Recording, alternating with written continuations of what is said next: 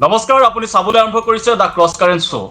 মুখ্যমন্ত্ৰী হিমন্ত বিশ্ব শৰ্মাই এটা ভয়ংকৰ অভিযোগ উত্থাপন কৰি কৈছে যে কংগ্ৰেছৰ দিনত চাকৰি দিওঁতে যুৱতী মহিলাৰ সতীত্ব হৰণ কৰা হৈছিল।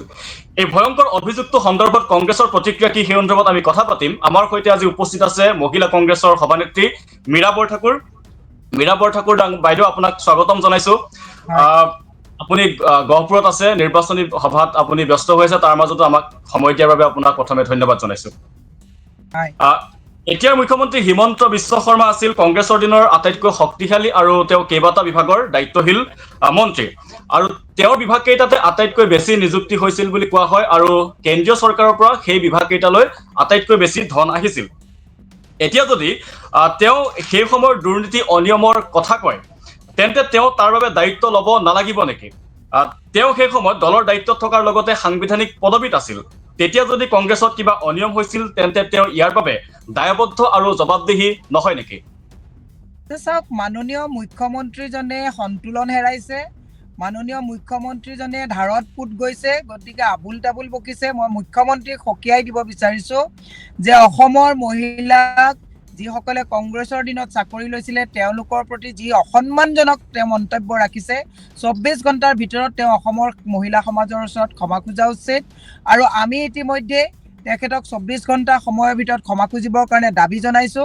আৰু অহাকালি আমি ওমেন কমিশ্যনলৈ আমি এখন পিটিশ্যন লিখিম আৰু মহামহিম আমি ৰাষ্ট্ৰপতিলৈ পঠাম। কাৰণ ইয়াততো কেছ দি পেলাই লাভ নাই। ইয়াত কেছ দিলে পুলিচ, তেওঁৰ প্ৰশাসন ইয়াত কেছ ৰেজিষ্টাৰ নকৰে। আমি সৰ্বভাৰতীয় লেভেলত আমি এটা কথা জনাব বিচাৰো যে বিজেপিৰ ডাবল ইঞ্জিন চৰকাৰৰ অসমৰ যিজন মুখ্যমন্ত্ৰী, তেওঁ যেতিয়াই মন যায় তেতিয়াই মানুহক অসন্মান কৰে, ঘৃণাৰে মানুহৰ মাজত এটা বাতাবৰণ সৃষ্টি কৰে। আপোনাক মই আপোনাৰ এই চেনেলৰ জৰিয়তে গোটেই অসমৰ ৰাইজক জনাব বিচাৰিছো যে নিৰ্বাচনী বৈতৰণি পাৰ কৰিবৰ কাৰণে গৌৰৱ গগৈক ঢাল হিচাপে লৈ পাকিস্তানলৈ যোৱাৰ কথা কৈ পেলাই বেয়াকৈ মুখ ঠেকেচা খালে। তাত তেওঁ এতিয়া সেই গোটেই কথাটোৰ দৃষ্টি অন্য দিশত লৈ যাবৰ কাৰণে এটা নিকৃষ্ট কথাৰে মানুহক অন্য দিশত মনোনিৱেশ কৰাইছে। কিন্তু মই এটা কথা মুখ্যমন্ত্ৰীক কৈছো যে আপুনি অতি হলে অন্ত হয়। আপুনি অসমৰ মহিলাৰ সৰলতা দেখিছে, কিন্তু অসমৰ মহিলাৰ ৰুদ্ৰৰূপ আপুনি দেখা নাই। আপুনি যদি ভাবিছে অসমৰ মহিলাক এনেকে তুচ্ছ তাচ্ছিল্য কৰি চৰিত্ৰহীনা সজাই তেওঁলোকে চাকৰি লৈছে বুলি কৈ পেলাই যি অপমান কৰিছে, কেৱল অসমৰ মহিলাই নহয়, পুৰুষ মহিলা যুৱক যুৱতী সকলোৱে এই কথাক ধিক্কাৰ গৰিহণা দি মুখ্যমন্ত্ৰীলৈ ভৰ্ৎসনা আনিব লাগে। মই অসমৰ সুধী সমাজলৈ এৰিছো, যিসকলৰ পত্নীয়ে চাকৰি কৰি আছে, যিসকলৰ ছোৱালী তেতিয়া চাকৰি কৰি এতিয়া কাৰোবাৰ বোৱাৰী হৈছে, মাতৃ হৈছে, তেওঁলোকক পাৰিবাৰিকভাৱে সামাজিকভাৱে কিমান অপমানিত কৰিলে এইটো অসমৰ ৰাইজে চিন্তা কৰা উচিত। নিৰ্বাচনৰ বৈতৰণি পাৰ হ'বৰ কাৰণে এজন মুখ্যমন্ত্ৰীয়ে দায়িত্বজ্ঞানহীনভাৱে এনেকুৱা মন্তব্য দিয়া কথাটো গৰিহণাৰে কথা নহয়, এইটো আমি ভৰ্ৎসনা দিছো। হয়, মীৰা বৰঠাকুৰ, মই আপোনাক সুধিছিলো যে কংগ্ৰেছৰ দিনত যদি এনেধৰণৰ ঘটনা ঘটিছিল, তেতিয়া এতিয়াৰ মুখ্যমন্ত্ৰীগৰাকী সেই সময়ৰ কংগ্ৰেছৰ দায়িত্বশীল নেতা বা তেওঁৰ হয়, সাংবিধানিক পদত থকা হিচাপে তেওঁ ইয়াৰ বাবে একাউণ্টেবল হয়নে নহয়? ডেফিনেটলি একাউণ্টেবল হয়, ডেফিনেটলি একাউণ্টেবল হয়। তেওঁ যদি ভাবিছিলে যে বক্ৰপথেৰে মহিলাই নিজৰ চৰিত্ৰ মানে হেৰি কৰি পেলাই যদি তেওঁলোকে চাকৰি লৈছিলে, তেতিয়াহ'লে সেইখিনি সময়ততো তেওঁ উঠি ৰজা বহি ৰজা আছিলে, তেওঁৰকে ওপৰত কোনো মানুহ নাছিলে। তাৰমানে চোৰে চোৰৰ ঠেং দেখে, অসমীয়াত এটা কথা আছে। তাৰমানে তেওঁ যিবিলাক মানুহক চাকৰি দিছিলে এনেকে লোলুপ দৃষ্টি দি বা বেয়া কাম কৰি পেলাই দিছিলে নেকি? মোৰতো বিশ্বাস নহয় যে অসমৰ মহিলাই নিজৰ স্বাভিমান বন্ধকত দি ক'ৰবাত চাকৰি ল'ব। তাৰমানে তেওঁ তেনেকে দিছিলে নেকি? যদি তেনেকে দিছিলে তেওঁৰ হাতত প্ৰমাণ আছে নেকি? আৰু যদি প্ৰমাণ আছে তাৰ কাৰণে ৰেছপন্সিবল তেওঁ নিজেই। মই আমাৰ কংগ্ৰেছৰ সেই আমোলত থকা বহু মন্ত্ৰী বিধায়কৰ লগত কথা পাতিছো, কোনেও এই কথা কেতিয়াও কোৱা আজিলৈকে স্পৰ্ধা কৰা নাই। মুখ্যমন্ত্ৰীয়ে যদি কৈছে, যেনেকে ৰাকেশ পালক তেওঁ মনে মনে লৈ গৈছিলে, একো নজনাকৈ তেওঁ লৈ গৈ পেলাই জোৰ জবৰদস্তি তেওঁ মানে লৈ যোৱাৰ নজিৰ আছে, বিধায়কক গাড়ীত উঠাই লৈ যোৱাৰ নজিৰ আছে। গোটেই অসমৰ যদি বেয়া কামবিলাক কংগ্ৰেছৰ দিনত কৰিছিলে তেওঁৱে কৰিছিলে, যিটো তৰুণ গগৈ ডাঙৰীয়াই বুজি পাইছিলে, সেইকাৰণে তেওঁক মুখ্যমন্ত্ৰীৰ জেগালৈ আহিবলৈ দিয়া নাছিলে। আৰু সেইটো জিত পুৰাবলৈ গৈ কংগ্ৰেছখনকো আজিলৈকে তেওঁ থচ নচ কৰি আছে। মই মুখ্যমন্ত্ৰীক এটা কথা, আজি মই তৰুণ গগৈ ডাঙৰীয়াক চেলুট দিছো যে তৰুণ গগৈয়ে এনেকুৱা নিম্ন ৰুচি সম্পন্ন ব্যক্তি এজনক 1 নম্বৰৰ চকীখনলৈ যাব পৰাত বাধা যিটো দিছিলে সেইটো ভাল কাম কৰিছিলে। আজি তেওঁ বিজেপি চৰকাৰত গৈ সেই 1 নম্বৰৰ চকীখনত বহি কেৱল অসমৰ যে মহিলাক অসন্মান কৰিছে এনেকুৱা নহয়, ভাৰতৰ সৰ্বভাৰতীয় লেভেলত মুখ্যমন্ত্ৰীয়ে একচুৱেলি নৈতিক দায়িত্বটোক তেওঁ সেৱা প্ৰতিপন্ন নিজেই কৰিছে। আজি যে এই কংগ্ৰেছৰ দিনত চাকৰি লোৱাসকলক তেওঁ অপমান কৰিছে এনেকুৱা নহয়, তেওঁ উত্তৰাখণ্ডত গৈ ৰাহুল গান্ধীৰ পিতৃ পৰিচয় কি DNA টেষ্ট কৰাব লাগিব বুলি সোনিয়া গান্ধীকো তেওঁ অপমান কৰি ৰাখিছে। গতিকে এইজন মুখ্যমন্ত্ৰীয়ে নাৰী বিকাশৰ কথা কয়, সবকা সাথ সবকা বিকাশৰ কথা কয়। মই সেইকাৰণে আপোনাক আজি আপোনালোকৰ ক্ৰছ কাৰেণ্টৰ জৰিয়তে অসমৰ যিসকলে আঁচনি লৈ আছে, অৰুণোদয় লৈ আছে, মিটিঙত গৈ আছে, সেই মহিলাসকলক কৈছো যে দূৰত্ব বজাই ৰাখিব। এইজন মুখ্যমন্ত্ৰীয়ে যদি নিৰ্বাচনত ফল ইফাল সিফাল হয়, অসমৰ অৰুণোদয় লৈ থকা বা আঁচনি লৈ থকা মহিলাকো তেওঁ এনেকেই বক্ৰপথৰে লৈছে বুলি ক'বলৈ তেওঁ কুণ্ঠাবোধ নকৰিব। গতিকে অসমৰ মহিলাক মই হাত জোৰ কৰি অনুৰোধ জনাইছো যে হিমন্ত বিশ্ব শৰ্মাৰ পৰা ডিষ্টেন্স মেইনটেইন কৰি ৰখাটো ভাল, কাৰণ এওঁ সুবিধাৰ কাৰণে যিকোনো কলংক অসমৰ মহিলাৰ ওপৰত জাপি দিবৰ কাৰণে কুণ্ঠাবোধ নকৰে। মুখ্যমন্ত্ৰী হিমন্ত বিশ্ব শৰ্মা কংগ্ৰেছত থাকোঁতে আছিল এগৰাকী আগশাৰী নেতা আৰু দায়িত্বশীল মন্ত্ৰী। সেই সময়ত কংগ্ৰেছৰ যি নীতি আছিল সেয়া আছিল দলীয় নীতি আৰু সামূহিক সিদ্ধান্ত।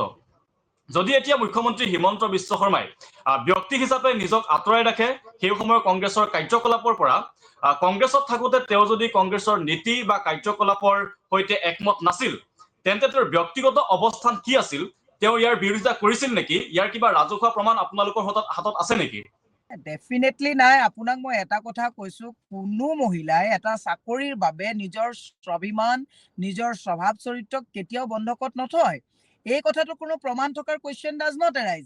কিন্তু চবতছে ভয়ংকৰ কথাটো হ'ল, কংগ্ৰেছৰ দিনত চাকৰি লোৱা যিসকল মহিলা, আজি কাৰোবাৰ মাতৃ, কাৰোবাৰ পত্নী, তেওঁলোকে আজি সেই কালি মুখ্যমন্ত্ৰীয়ে কথা কোৱাৰ পাছত তেওঁলোকৰ শহুৰ শাহুৰৰ ওচৰত, তেওঁলোকৰ ল'ৰা ছোৱালীৰ ওচৰত, তেওঁলোকৰ স্বামীৰ ওচৰত কিমান লজ্জানত হৈছে। তেওঁৰ চাগে স্বামীয়েও ভাবিছে যে আজি তাৰিখত এটা সন্দেহৰ আওতালৈ লৈ আহিলে, এটা ঘৰত এটা ঘৰুৱা অশান্তিৰ সৃষ্টি কৰিলে। এইটো কিমান ডাঙৰ এটা মানে ভয়ংকৰ তেওঁ কথা এটা কৈ দিলে।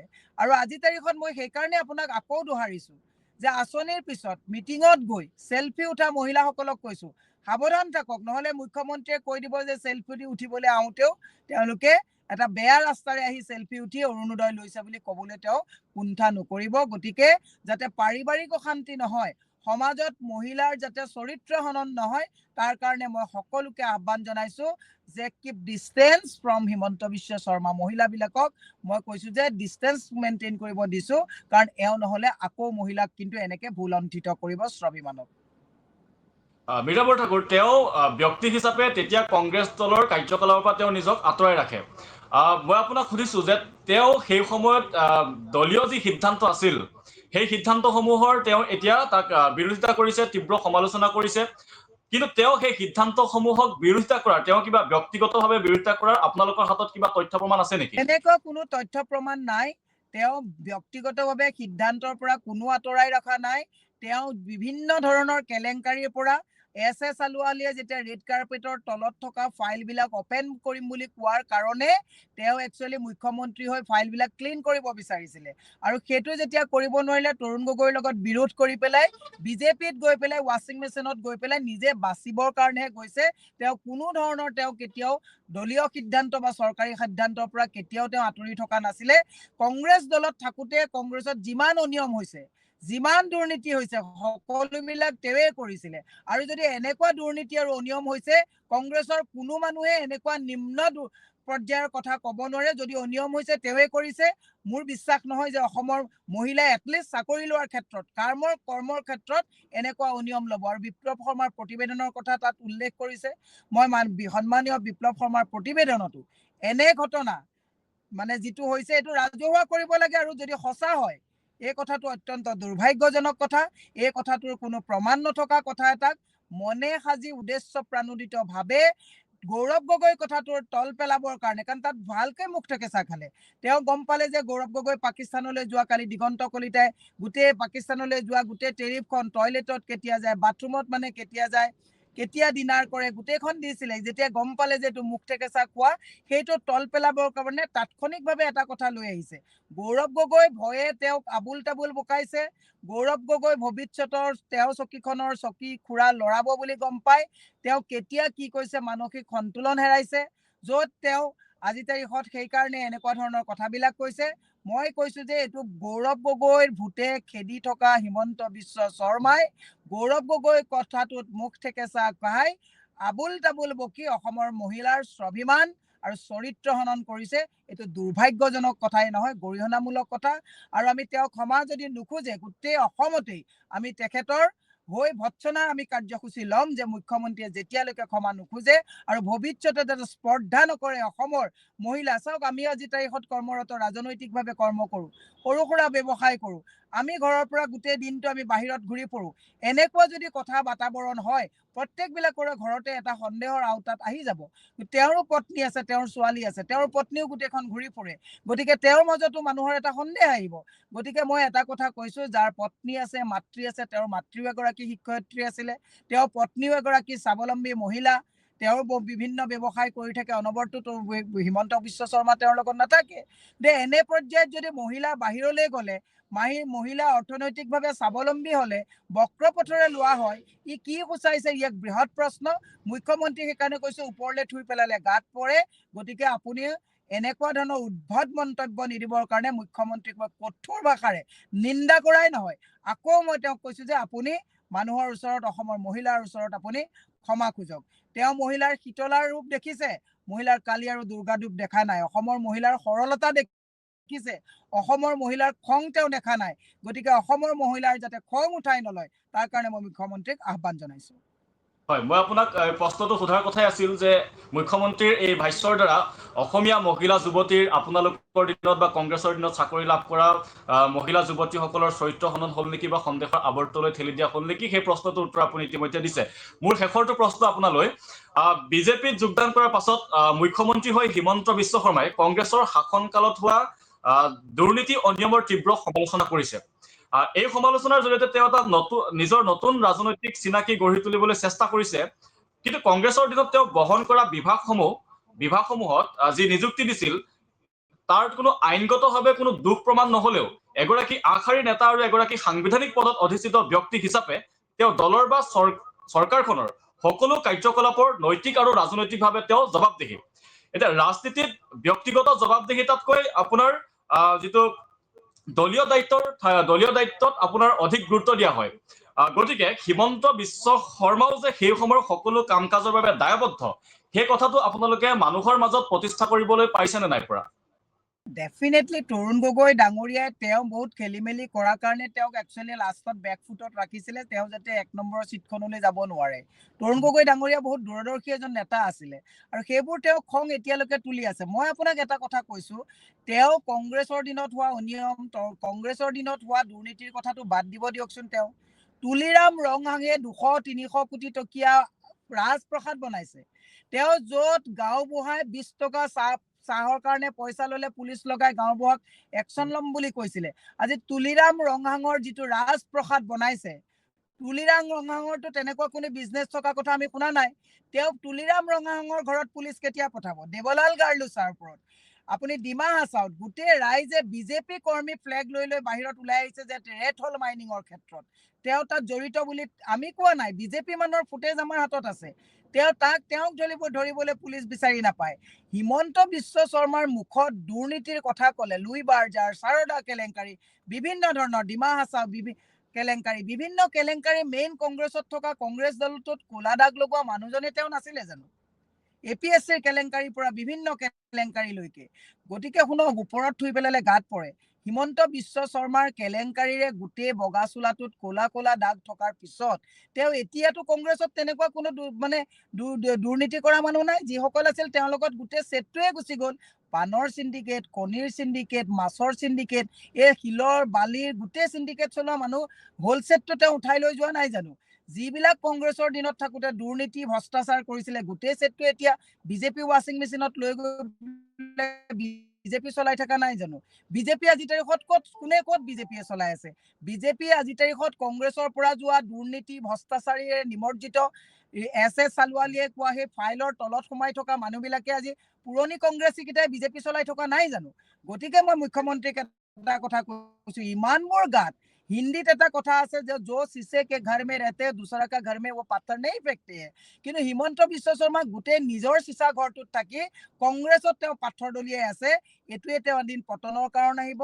অসমৰ মানুহে ইতিমধ্যে বুজি পাইছে যে ইমান চল চাতুৰে। মই আৰু এটা কথা আপোনাক কৈছো, হিমন্ত বিশ্ব শৰ্মাৰ মুখত এইবোৰ কথাই শোভা নাপায়।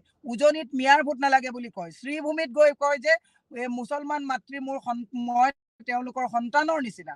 উজনিত কয় লুঙি হ'ব লাগে, নামনিত গৈ পেলাই তেওঁ কয় যে ডক্টৰ ইঞ্জিনিয়াৰ মুছলমানৰ ল'ৰা হ'ব লাগে। হয়, হ'ব লাগে, আমি ভাল পাওঁ। কিন্তু যিজন মানুহৰ ভিন্ন সময় ভিন্ন ৰূপ, এতিয়া তেওঁৰ হাতত আৰু নিৰ্বাচনী বৈতৰণি পাৰ হোৱা কোনো টাৰ্ম কাৰ্ড বাছি থকা নাই। মিয়া গ'ল, দাড়ি লুঙি টুপি গ'ল, উজনি নামনি গ'ল। এতিয়া গৌৰৱ গগৈটোতো তেওঁ ফেল মাৰিলে, এতিয়া তেওঁ মহিলাক ধৰিছে আৰু মহিলাৰ হাততে আপুনি মনত ৰাখিব, এই মহিলাৰ হাততেই তেওঁ পতন হ'ব। মহিলা সমাজেই যিটো তেওঁলোকে অৰুণোদয় আঁচনি দি পেলাই ভোট লৈ পেলাই চৰকাৰ চাবিচত কৰিম বুলি কৈছে, সাহস নহ'ল কাৰণে পঞ্চায়তত তেওঁ আজি তাৰিখত পুলিচ লৈ খেলিবলগীয়া হৈছে। আমাৰ মানুহে আজি তাৰিখত নমিনেশ্যন দিব নোৱাৰিলে বহু জেগাত। গতিকে চিম্বল নোহোৱাকৈ আজি তাৰিখত ৱাৰ্ডত ইলেকশ্যন খেলিবলগীয়া হৈছে। মহিলাসকলক মিটিঙত মাতি আনি অৰুণোদয়, এই অমৃত বৃক্ষ, এইবিলাক অমৃত কলহৰ নামত প্ৰবঞ্চনা কৰা হৈছে আৰু এই মহিলাই তেওঁক উৎখাত কৰিব। এই কথাটো মই আজি ক'লো। মহিলাক শেহতীয়াভাৱে যিটো চৰিত্ৰ হনন কৰি মহিলাক কলংকিত কৰিলে অসমৰ মহিলাক, এই মহিলাই তেওঁক একচুৱেলি মই আজি আপোনাক কৈ গ'লো, মহিলাৰ হাততেই তেওঁৰ পতন হ'ব, ৰাজনৈতিক পতন হ'ব। গতিকে মুখ্যমন্ত্ৰীক কৈছো যে 100 গৰু মাৰিলে বাঘৰো মৰণ। আপুনি বহুত একচুৱেলি টাৰ্ম কাৰ্ড চলালে, এইবাৰ লাষ্ট যিখন আপুনি টাৰ্ম কাৰ্ড নিৰ্বাচনী বৈতৰণি পাৰ কৰিবৰ কাৰণে চলাইছে, এইখন আপোনাৰ ৰং টাৰ্ম কাৰ্ড হ'ল। এইখনেই আপোনাক একচুৱেলি ৰাজনৈতিকভাৱে প্ৰস্থান কৰাত এইখন টাৰ্ম কাৰ্ডে সহায়ক হ'ব। আৰু এটা প্ৰশ্ন বীৰাবৰ ঠাকুৰ, এতিয়াৰ এগৰাকী মুখ্যমন্ত্ৰী হিচাপে বা তেওঁলোকৰ চৰকাৰ চলি থকা হেতুকে আপুনি ইয়াৰ তদন্ত দাবী কৰিব নেকি? কাৰণ তেওঁৰ মুখেৰে কৈ থাকিলেতো নহ'ব। ইয়াৰ যদি প্ৰমাণ আছে দোষীসকলক শাস্তি দিয়াটোৱে তেওঁৰ দায়িত্ব। তেওঁ দোষীসকলক শাস্তি দি সেই অসমীয়া লাখ লাখ মহিলা যুৱতীক তেওঁ ন্যায় প্ৰদান কৰিবৰ কাৰণে আপুনি কিবা দাবী জনাব নেকি? তেওঁ পাৰিবনে সেই তদন্ত কামটো? কোনে কৰিব? পুলিচ, যিজন মুখ্যমন্ত্ৰীয়ে কয় পুলিচ মোৰ, মই যি কওঁ সেইটোৱে আইন। যিজন মুখ্যমন্ত্ৰীয়ে কয় জাজৰ মই ফাইল খুলিলে জাজ থাকিব নোৱাৰিব। এতিয়া তদন্ত আমি সেই তদন্ত বিচৰা নাই, আমি ৰাইজৰ আদালতত তদন্ত বিচাৰিছো। অসমৰ স্বাভিমানীয় মহিলাৰ আদালতত তদন্ত বিচাৰিছো। অসমৰ সেইসকল চৰকাৰী চাকৰি কৰা সেইসকল মহিলাৰ আদালতত তদন্ত বিচাৰিছো। কাৰণ মুখ্যমন্ত্ৰীয়ে মোৰ পুলিচ, মোৰ প্ৰশাসন, মোৰ আদালত, জাজক প্ৰশ্ন কৰা মুখ্যমন্ত্ৰীৰ আদালতত আমি আইন বিচৰা নাই। অসমৰ জনসাধাৰণৰ আদালতত আমি এই কথাটো দিছো, স্বাভিমানী মহিলাৰ আদালতত দিছো যে মহিলাসকলক তুচ্ছ তাচ্ছিল্য আৰু চৰিত্ৰহীনা সজাই মুখ্যমন্ত্ৰীয়ে যিটো ৰাজনৈতিক বৈতৰণি পাৰ কৰিব বিচাৰিছে, ইয়াৰ আদালত অসমৰ জনতা হ'ব আৰু এই আদালতৰ আইন অসমৰ জনতাই নিৰ্ণয় কৰিব। তেওঁ অভিযোগসমূহৰ কথা কেৱল মুখেৰে কিয় কৈ থাকে? ৰকিবুল হুছেইনৰ এটা ফাইল আছে বুলি ক'লে, গড় হত্যাৰ, তাৰপিছত তেওঁ কোনো তদন্ত নকৰিলে, নিৰ্বাচনৰ পাছতে তেওঁক মাতি পঠাম বুলি ক'লে, থানাত চাহ খাই কথা তেওঁৰ পাতিম। ভিন্ন সময় ভিন্ন মত, তেওঁ বহু কথা কৈ থাকে। তেওঁ কৈ থকা কথাবিলাকৰ গুৰুত্ব নাই। মই মুখ্যমন্ত্ৰীলৈ আপোনাৰ জৰিয়তে তেওঁ 1 মাহত কৈ থকা কথাবিলাক পঠাই দিব। তেওঁ নিজে ত্ৰাহি মানিব যে উজনিত কোৱা কথা নামনিত নিমিলে, দিনত কোৱা কথা ৰাতি নিমিলে, অফ কেমেৰা কোৱা কথা অন কেমেৰা নিমিলে। তেওঁ চাগে নিজেই বিভ্ৰান্ত হৈ গৈছে। মই সেইকাৰণে মাননীয় মুখ্যমন্ত্ৰীক কৈছো, আপুনি সন্তুলন হেৰাইছে, অলপ ৰেষ্টৰ প্ৰয়োজন। গোটেই বিভাগবিলাক অকলে 7টা-8টা বিভাগ লৈ গোটেই মন্ত্ৰীবিলাকক নিষ্ক্ৰিয় কৰি, বিধায়কবিলাকক ভয় ভীতিৰ মাজত ৰাখি, ৰাজনৈতিক দলক থকা সৰহা কৰি, বিধায়ক কিনা বেচা, পঞ্চায়ত কিনা বেচা, ৰাভা হাছং কিনা বেচা, এই কামত ব্যস্ত থাকি সন্তুলন হেৰাইছে। You need rest. গতিকে আপোনাৰ অলপ ৰেষ্টৰ প্ৰয়োজন আছে, ৰেষ্ট লওক। বাকীবিলাককো সমানে কাম কৰিবলৈ দিয়ক। এতিয়া দিলীপ শইকীয়া অহাৰ পিছত তেওঁৰ সেইটোও এটা মানে নুগুৰ নাকতি হৈছে যে তেওঁ কোৱা কথা দিলীপ শইকীয়াই মানে, আপুনি দেখিছে নলবাৰীত সেইদিনাখন দিলীপ শইকীয়াই তেওঁৰ আগতেই তেওঁৰ বিধায়কক একদম গৰজি উঠিছে। গতিকে এইবিলাক খং কংগ্ৰেছৰ ওপৰত তুলিছে। তেওঁ এতিয়াতো বিজেপিত খং কৰিব নোৱাৰে, কাৰণ আপুনি দেখিলে দিল্লীত বিজেপিয়ে যিকোনো এগৰাকী মানুহক তেওঁলোকে পটককৈ আনি মুখ্যমন্ত্ৰী বনাই দিব পাৰে, ইয়াত এক্সপিৰিয়েঞ্চৰ মেটাৰ নকৰে।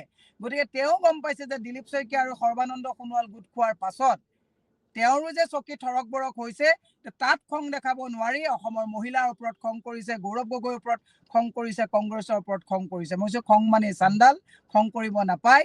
আপোনাক মই এটাই পৰামৰ্শ দিছোঁ যে আপোনাক ৰেষ্টৰ প্ৰয়োজন হৈছে, আপুনি অলপ মেডিটেশ্যন কৰক, অসমখন মানে অশৃংখল কৰি যুৱ প্ৰজন্মক আপোনালোকে আজি তাৰিখত মুখ্যমন্ত্ৰীয়ে যেতিয়া আমাক চৰিত্ৰহীনা বুলি গোটেই অসমৰ মহিলাক কয়, কাইলৈ যদি কোনোবা এজন মানুহে বেয়াকৈ এগৰাকী মহিলাক চৰিত্ৰ হনন কৰাত উৎসাহিত নহ'লনে? আজি ছ'চিয়েল মিডিয়া চাওক, কালি তেওঁৰে কোনোবা এজনে লিখিছে আমাক, বহু বেয়া বেয়াকে কথা আমাক লিখে। মুখ্যমন্ত্ৰীয়ে যেতিয়া অসমৰ চৰকাৰী চাকৰি কৰা মহিলাসকলক চৰিত্ৰহীনা বুলি ক'ব, তেতিয়াহ'লে তেওঁ ফ্ৰেণ্ড ফলোৱাৰ্ছে বাকী মহিলাবিলাকক চৰিত্ৰহীন বুলি ক'বলৈ কুণ্ঠাবোধ কৰিবনে? মহিলাই তেওঁ ফ্ৰেণ্ড ফলোৱাৰ্ছৰ ওচৰত সুৰক্ষিত হয়নে? এইটো এটা বলৎকাৰী সকলক উৎসাহিত কৰা নাই জানো? যদি সকলোৱে যদি চাকৰিৰ কাৰণে এনেকে আত্মসমৰ্পণ কৰে, তেতিয়াহ'লে সকলোৱেতো কৰ্মৰত মহিলাক যিকোনো মানুহে যিকোনো কথা ক'ব পাৰিব। এইটো কিমান ভয়ংকৰ ডাঙৰ কথা কৈছে। মোৰো এজনী ছোৱালী আছে, কাইলৈ যদি তাই ইমান পঢ়া শুনাত ভাল ছোৱালী, চাকৰি এটা পায়, তাৰমানে বেলেগ তাইক মই যাত বিয়া দিম ভাবিব নেকি যে এইটো বক্ৰ পথেৰে চাকৰিটো ল'লে? এইবিলাকতো মেৰিটিয়াছ ল'ৰা ছোৱালী। কেনেকুৱা ভয়ংকৰ কথা কৈছে, দুৰ্ভাগ্যজনক কথা। মুখ্যমন্ত্ৰীয়ে এনেকুৱা কথা নকবৰ কাৰণে মই মুখ্যমন্ত্ৰীক আহ্বান জনাইছো। হয়, ধন্যবাদ জনাইছো মীৰা বৰঠাকুৰ। হয় সকলোকো ধন্যবাদ জনাইছো আপোনালোকে আমাৰ সৈতে ইমান সময় সংযোগ হৈ থকাৰ বাবে। ধন্যবাদ। ধন্যবাদ। হয় হয়।